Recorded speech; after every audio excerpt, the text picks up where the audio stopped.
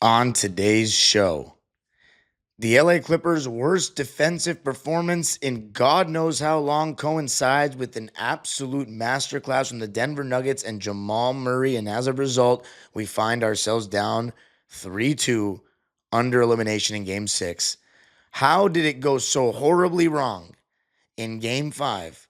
Going to be talking about it all on today's Locked On Clippers.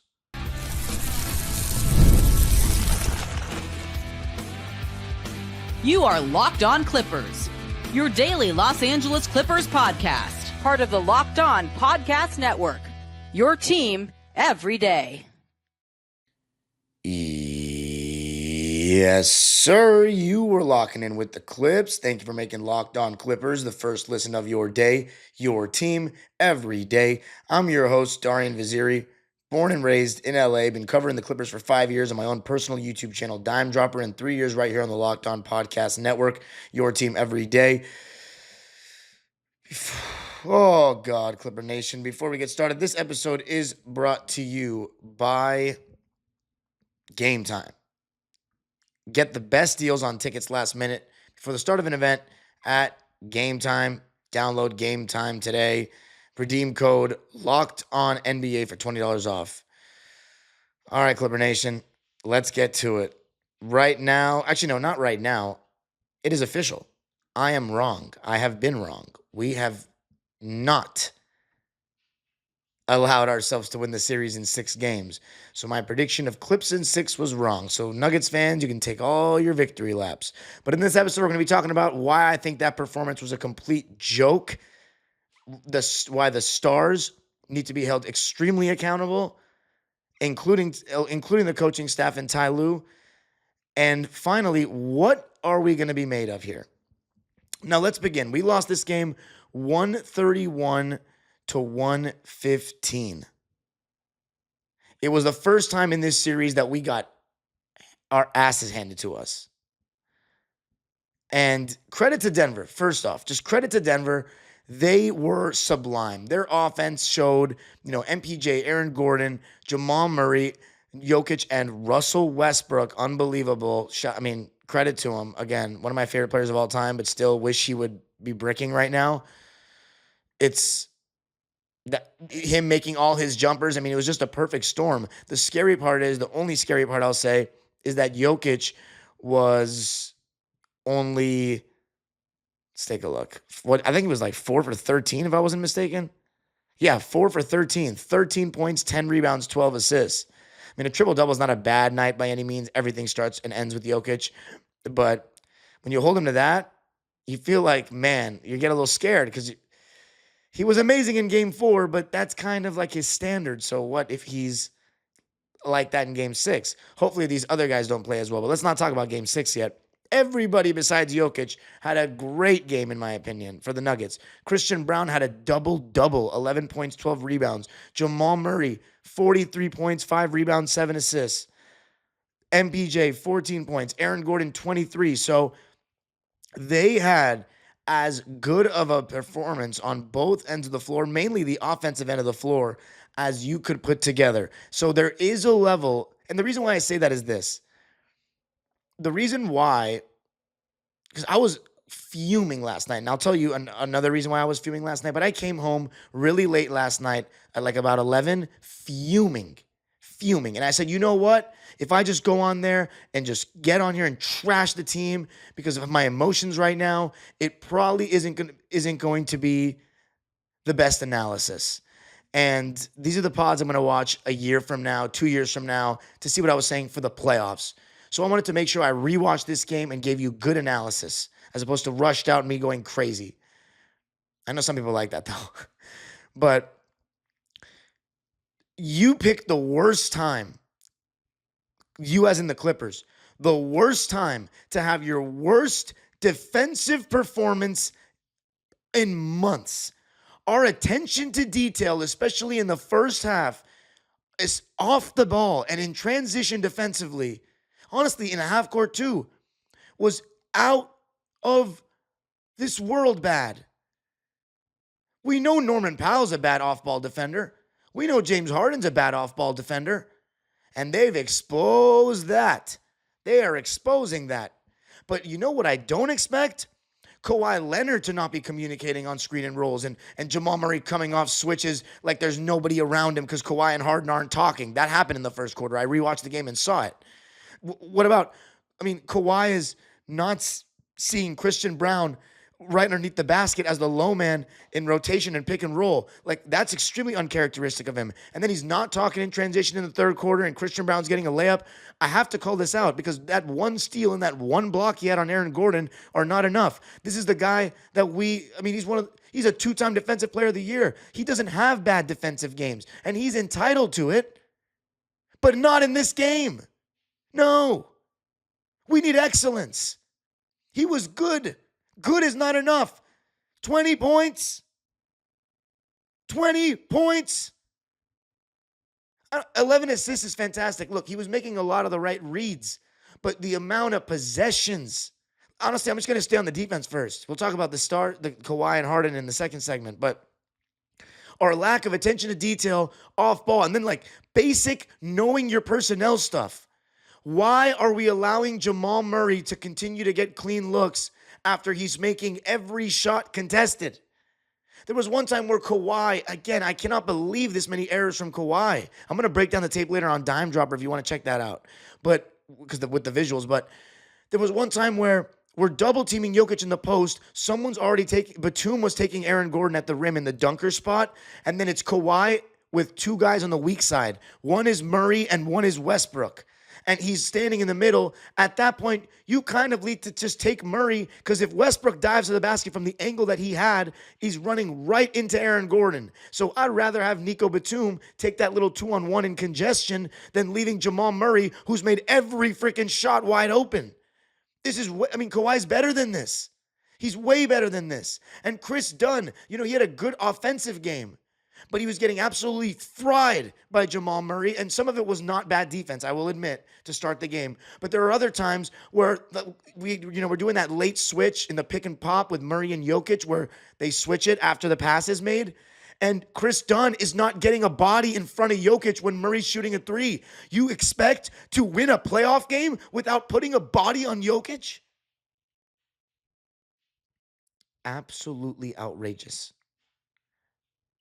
Absolutely outrageous.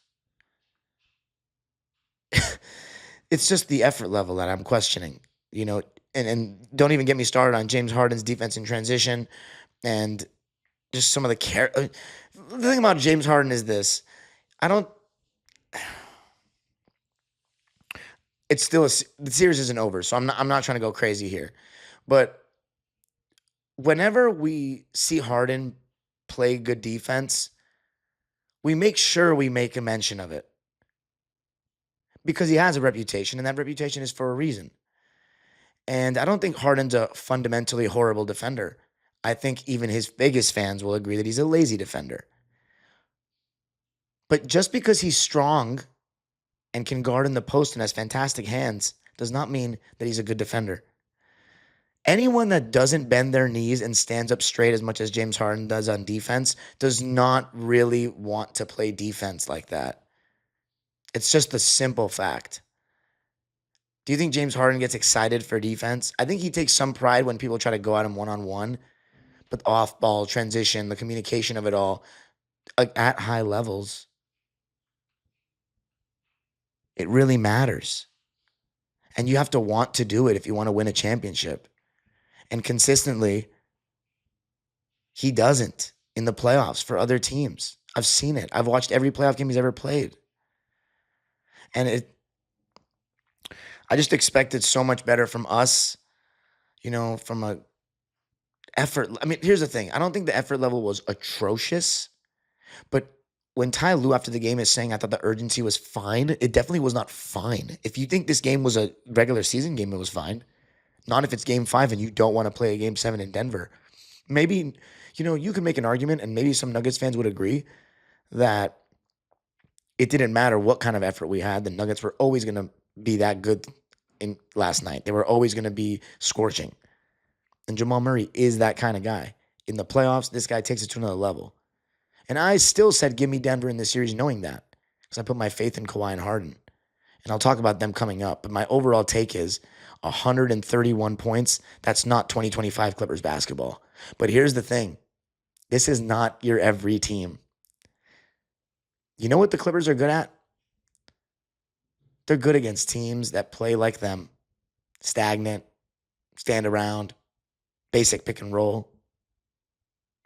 Not these guys. This is a whole different animal. Do I think the Nuggets can beat the Thunder? Nah, probably not.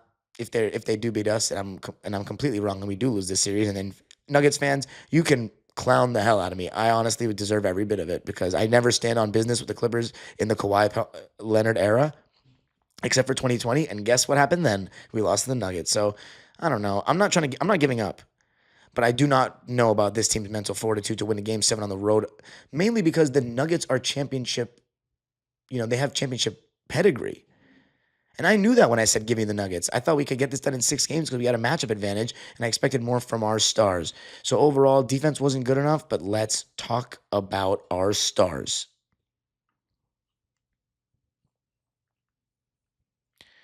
I got to tell you a little something about CarGurus. Shopping for a car should be exciting, not exhausting.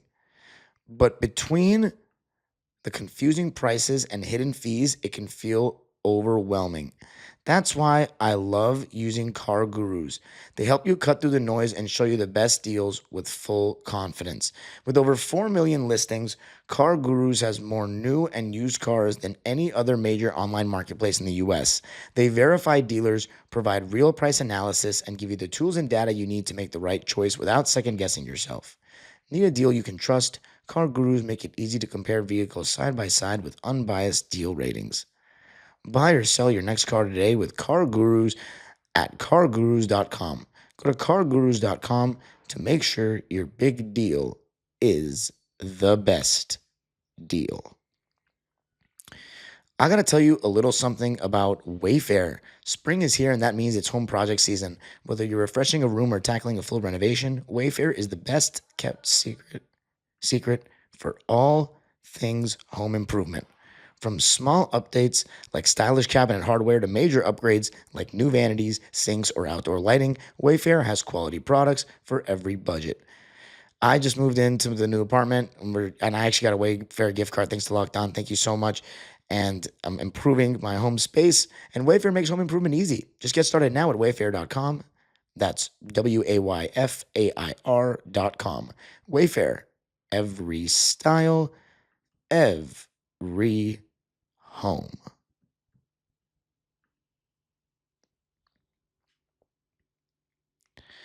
All right.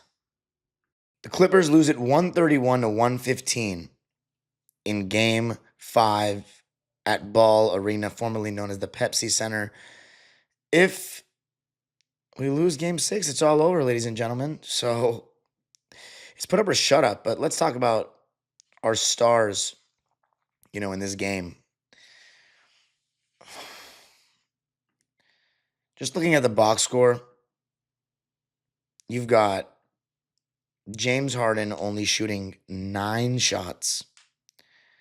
Kawhi Leonard shooting 15 shots, the same amount as Zoo. Norman Powell has shot more times than James Harden. Bogdan Bogdanovic has shot more times than James Harden. And Jamal Murray has as many threes made and almost as many threes attempted, 8 for 14, as Kawhi Leonard has shots attempted. Now, there's a level of the game that's just, you got to take what the defense gives you. If a team is doubling, you got to make the pass. If a team is doing this, you got to do this. Let's break that down just a little bit. I thought our approach from the first quarter, and let me just, before I even continue, let me just read the stats for us shooting the ball. 52% from the field, 38% from 3. That's pretty good. That means that maybe our offense wasn't the issue, and it wasn't the issue. Our defense was, and that's why I started with that. And there is no player, even if it's a Zubats, like he added no resistance to Jokic. I thought we were going exclusively when DeAndre Jordan was in the game. We're going to hedge on the ball screens with Jamal Murray and make DJ make a read in the short roll. One time he made a nice lob pass. I think it was to MPJ or Gordon for an and one. One time in the entire series, which was last night. But we're playing drop coverage with Jamal Murray, and it's not Jokic in the pick and roll. He scored 7 points alone. I counted when I rewatched. 7 points alone on drop coverage with DJ in the game. That's a scheme issue. So that's on Jeff Van Gundy, Ty Lue, and all of them. What the hell is that? And I'm not saying that I'm a better, again, please don't get it twisted because I'm questioning their decisions that I think I can coach in the NBA. But that was ridiculous. Why are we getting away from what's worked? I mean, Jamal Murray got it going from the beginning, 10 points in the first quarter. But a lot of those shots were tough. But, I mean, I have to question a lot about our defense. And it goes through every player. If it's a Zubac's, there was no rim deterrence. He was not rebounding either. When he volleyball spiked the ball like that at the end of the game, I mean, I was just like, okay, these dudes don't want to win. There were so many moments, 50-50 balls, that we just were not getting to. One time, and also in addition to the 50-50 balls, which is always a telltale sign that you are not trying to win as much as the other team. We were losing every single one of those. And we didn't turn the ball over that much, right? We turned the ball over 10 times, and so did they. But the nature of our turnovers were horrific. And I wrote them down. One of them, Nico Batum wasn't strong enough with the ball. It's one of these turnovers that happens all the time at the youth level. I see it. My players do it. Happen all the time at AAU. They get a rebound, they get swarmed, they lose the ball. Be strong with the ball. Nico Batum loses the ball. Joker lays it up. Then you had a no pass possession that was James Harden trying to foul bait, losing the ball. Then a Harden live ball turnover led to a Jamal Murray 3. And Ivica Zubac's turnover led to Powell having he stuck out his arm, just reached out for the ball instead of throwing his body at it. And that led to an Aaron Gordon dunk. Bogey had a travel when we were on a run when Derrick Jones was right underneath the basket. He took too long to pass and traveled. That was a momentum killer. And then Russ hit a 3 on the other end after that. Then Harden had a very careless turnover in the backcourt, which was just not a playoff pass in any way, shape, or form. And then Norm just lost the ball that led to a transition take foul that was the final nail in the coffin. So Nico Batum not being strong enough with the ball, and I love Nico Batum, but this was a terrible performance for his standards. 1 for 6, all his shots were threes, and, oh no, I'm sorry, that was the last game, I think. He was 0 for 2, and both his shots were threes in 21 minutes. 0 points in 21 minutes, that's just not good enough from Nico. You got to be a little bit more of a factor, and defensively, besides 2 blocks, he wasn't that great compared to his normal standards. Nobody was that great defensively. I don't think anyone was honestly good. Nobody was good defensively. And the coaching staff wasn't either. So collective L. But the stars, I have to say, I thought from the beginning of the game, our approach was completely wrong. Harden actually was more aggressive in the first quarter. But what I don't understand is 4 Norman Powell pick and rolls as the ball handler in the first quarter when I rewatched the game. He took 6 shots in the first, which was more than Kawhi and more than Harden. And here's the thing about Kawhi. He's only going to play like 7.5 minutes in that first quarter. So when we don't play through him and he's only taking 4 shots, that's not, in my opinion, the approach that we need to have in a do-or-die situation like this. Kawhi needs to be getting the ball all the time. They weren't even doubling him like that in the first quarter. So before they start doing things, let's get busy. This is part of the problem, is that we didn't have enough games with Norman Powell and Kawhi over the course of the season to really instill a pecking order, because Norman Powell was our guy for a while scoring the ball. Then Kawhi is our guy. And it's we don't want Norman Powell to get out of rhythm because, we haven't had a good Norman Powell, and we know that a good Norman Powell makes such a huge difference. But then Kawhi Leonard's getting 4 shots in the first quarter of a Game 5 in the playoffs. Are you actually serious? Because he didn't start diming up, and the double team didn't start coming till later in the game. In part... It's It's crazy. And part of that's on Kawhi too. We talk about he doesn't get enough shot attempts. It's part of it because he doesn't say anything. He just plays through the flow of the game. And this was my criticism in Game 7 in the bubble too. It's not good enough. And if you're thinking like, oh my God, why are you talking so much about Kawhi and not Harden? Like, look, because people know what I'm going to say about Harden. I hold Kawhi to such a higher standard. Yeah, Harden was careless. Harden only shot 9 times, and it's partially because they're throwing 2 guys at him when a screen is set. So when that happens, he's getting rid of the ball. Now, if you're wondering, so how can he get more shots? Well, why aren't we attacking Jamal Murray every time? I just find it egregious because when I watch the replay, every time Kawhi or Harden are being guarded by Murray, we either score or get a great shot for someone else. And we consistently just let him sit in the corner and take possessions off defensively. And then offensively, he's literally lighting us up. If we're going to be a stagnant ISO team that doesn't move, let's target the guys that can't guard. Because Aaron Gordon on Kawhi, look, that game 2, he was frying his face off. But overall, he is a good Kawhi defender. He's not going to get whatever he wants on him. And if we're going to just play, and we don't even get enough Kawhi isolations, period, quite frankly. And Harden, if he wants to get his shot off, he needs to target Murray in the pick and roll or call for no screen at all. But it's partially because they know what to do with Harden. They're running him off the line and making him a passer so they cannot get in rhythm as a scorer and leaving guys like Chris Dunn, Nico, and these various guys open. And they know that Harden doesn't like pull up on a dime.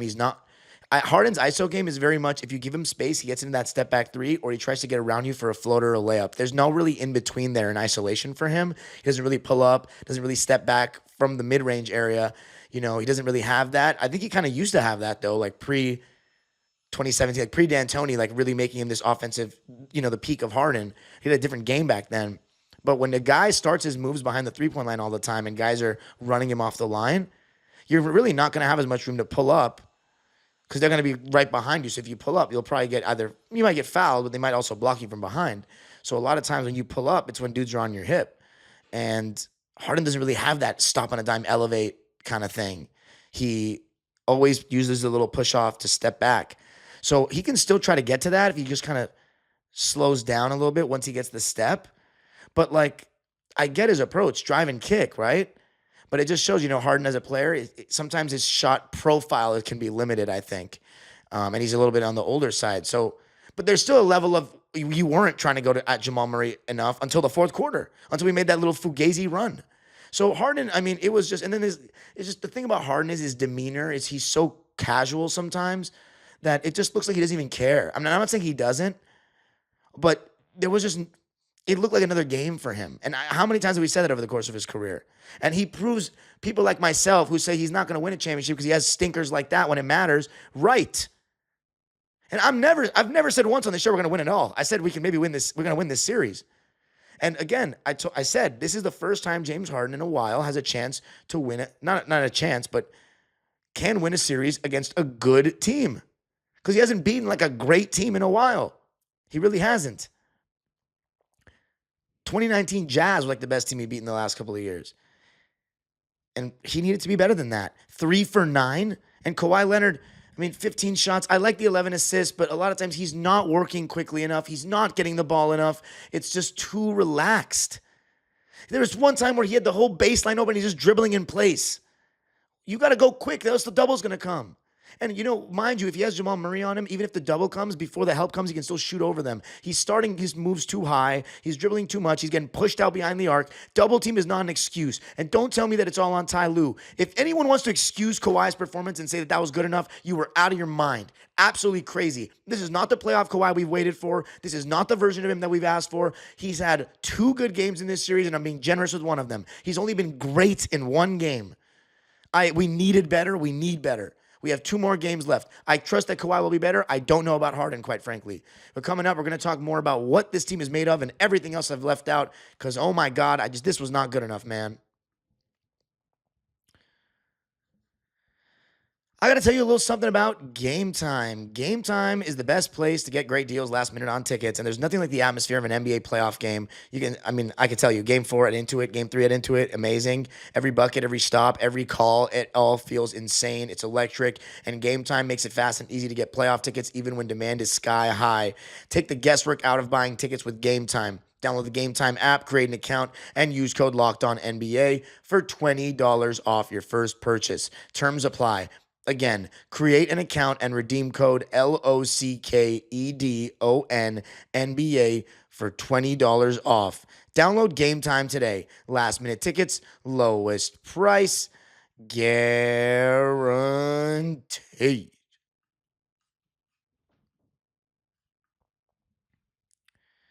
All right, Clippers losing this one 131 to 115. We made an adjustment to start this game defensively. We had Kawhi on MPJ and Harden on Gordon. I didn't like it. Go back to the old one with Kawhi guarding Gordon and Harden on MPJ. We shot well overall, but the first quarter we didn't, and that got us off to a rough start because us not hitting mixed with the defense not being great was a bad combination. And Ty Lue did have a quicker pull with Chris Dunn in this, or a shorter lease, I should say, with Chris Dunn in this game. And he pulled him out immediately in that first quarter when it felt like our offense wasn't great. But the thing is, Nico came in and he didn't make any threes. Our off-ball defense has to be a lot better. This team actually moves without the ball, unlike most teams in the NBA, so we need to be prepared for that. And Jokic is a dimer, so we need to be ready for anything. And, it all starts with Murray. I said it before the series. It all starts with Murray, and it all starts with Harden. And the thing is, for us, and that's the thing, James Harden,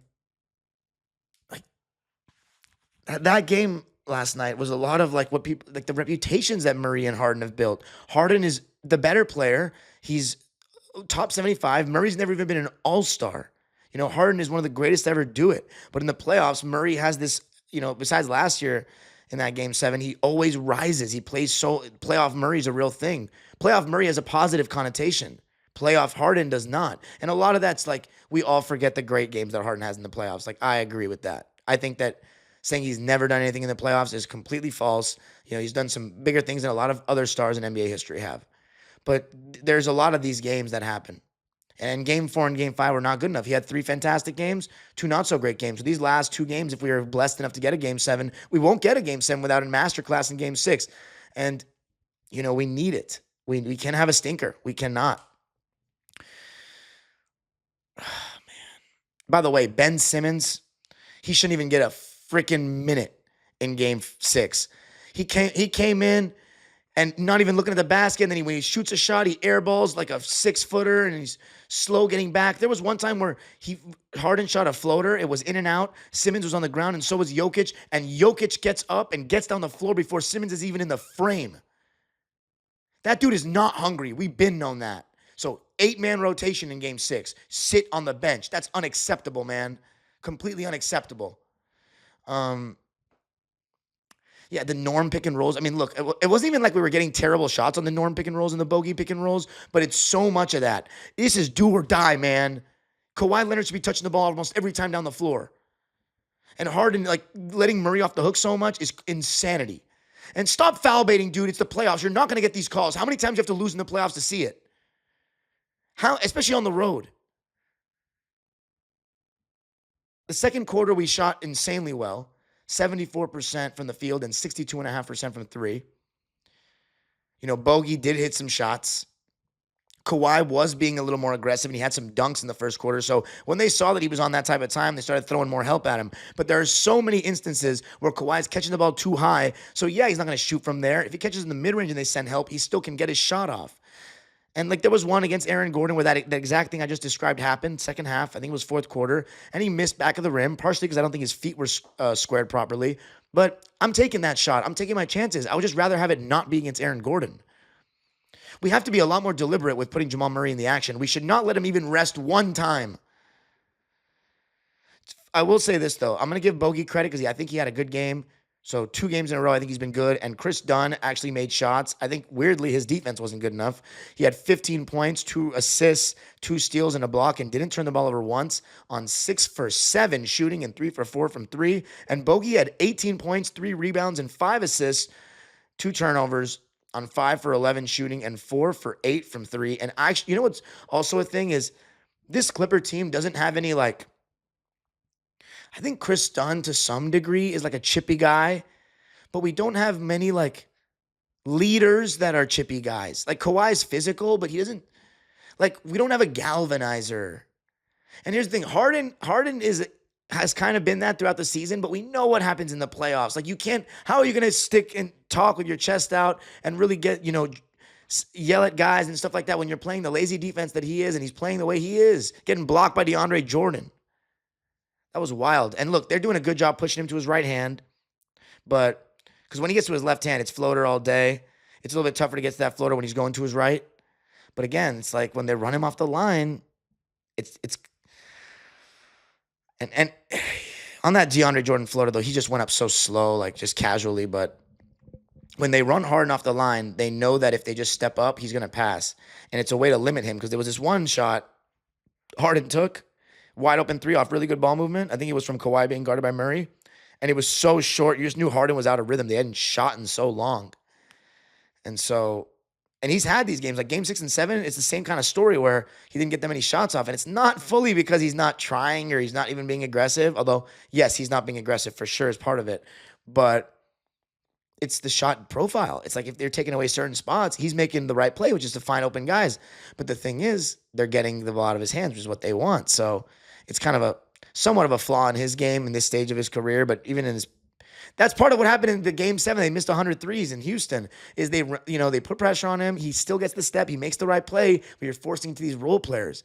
And you need really good defensive players around Harden and shooters. And it's hard to find the combination of both that are amazing at doing both. You know what I mean? Because we got some good defenders, but they're inconsistent shooters. And this game, they were good shooters, and they just didn't play defense. But this was not the game to win, in my opinion, for the Clippers. I think our effort was not good enough. And the fact that Ty Lue said our urgency wasn't really a problem, it concerns me a little bit. Because if you think that's good enough, that's insane as a coach. But the games that we should have had were game 4 and game 1. But really game 1, if I'm being honest. Because game 4, we got outplayed for 3 quarters. But it's a home game, so you got to be, I'm less mad at the Clippers for losing last night's game than I am for losing games 1 and 4. The only thing is, game 1, I thought our effort was good enough. And game 4, it was a heartbreaker, but our effort wasn't good enough for 3 quarters, I don't think. This was just not enough. Kawhi Leonard had 20 points, 9 rebounds, 11 assists, 1 steal, and 2 blocks, but I don't think his off-ball defense largely was great for the most part. 15 shots is not enough. He needs to be more deliberate, get the ball in the mid-post, get the ball. The plays need to be running through Kawhi almost every time down. Like it's this first quarter stuff where we barely give him the ball and he checks out in 7 minutes after taking 3 shots is an absolute joke. If we waited all this time for this guy, we're going to just 15 shots. He took 30 plus shots in that game 7 against Philly. I have not seen that kind of desperation yet. Please, for the love of God, man. One great game is not enough. And then James Harden, 11 points, 8 rebounds, 5 assists, 2 steals, 4 turnovers on 3 for 9 shooting. And then I haven't even mentioned this, the free throw shooting from Harden and Kawhi, 5 for 8 for Harden and 3 for 7 for Kawhi. That is an absolute travesty. That's unacceptable from them. 18 for 28 from the free throw line as a team. They were 18 for 23. So it's just not enough from Kawhi. That stat line looks good. I think he was making the right plays for the most part, but we need way more shots. Sometimes you just got to take some bad shots, quote unquote. What's really a bad shot for Kawhi? Zubac's had 27 points on 11 for 15 shooting, but he only had 5 rebounds. That's not good enough for me. Playoff career high, I don't give a damn. 1 assist, 2 blocks. And Norm was 12 points on 5 for 12 shooting, 4 rebounds, 3 assists. Too much Norm, honestly. But that's basically it for that. As far as, and by the way, Derrick Jones Jr. had a little injury scare. I hope he's okay. We'll have updates on that. And by the way, I want to say there was a weird incident last night at Intuit Dome where I was filming post-game interviews. You can hear thoughts from the fans on my YouTube channel, Dime Dropper. Make sure you follow me on social media at Dime Dropper Pod on X, Twitter, whatever you call it, and Instagram. But there was an incident where one of the Clippers staffers said that if I cannot film interviews on the plaza without a media pass, which is insane given that I am technically a media member and I could apply for a pass, but the whole reason I don't is to support the team and pay money. So it's insane. Would you rather have me? And first of all, there's no rule that says you can't take videos. If you want to leave because it's time to go, you can just tell me that, hey guys, we're closing up. But insane treatment to threaten me that way. Like I'm going to cite you for trespassing. Trespassing at our arena? Who the hell are you? You can follow me on Twitter and Instagram. If you want to go check out that incident, there's a part of it on my vlog. But yeah, check out the vlog and you can follow me and make sure you subscribe to this show. Hit the notification bell, and we're not out of it yet. Go Clippers. I'll talk to you soon. tomorrow. The age-old proverb continues, go Clippers.